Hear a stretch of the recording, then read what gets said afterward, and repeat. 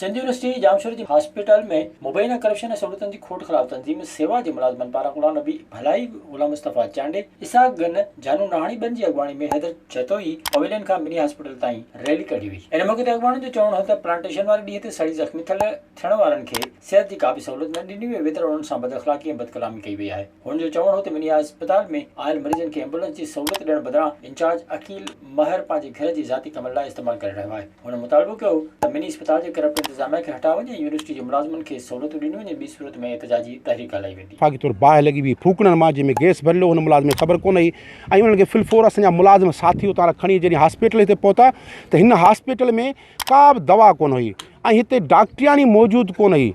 छो जो हीअ डॉक्टरियाणी हमेशह हिते घणो करे ईंदी कोन्हे, जी ईंदी आहे त हिकु ॿारे खां पोइ ईंदी आहे।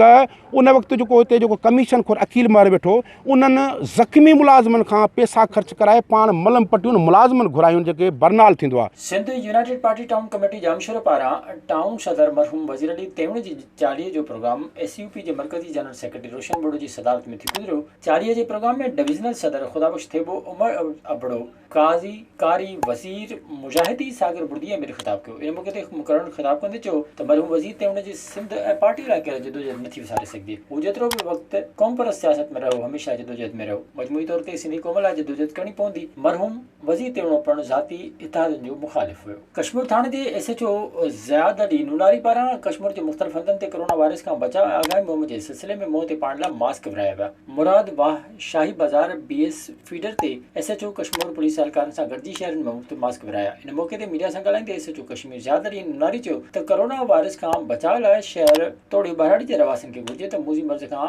बचाव लाइ मुंहं ते मास्क पाइनि। हिन मास्क विकिरो कंदड़ वापारियुनि लाइ चयो त उन मुसीबत वारे वक़्त में मास्क जाइज़ अॻिते विकिरो कया वञनि।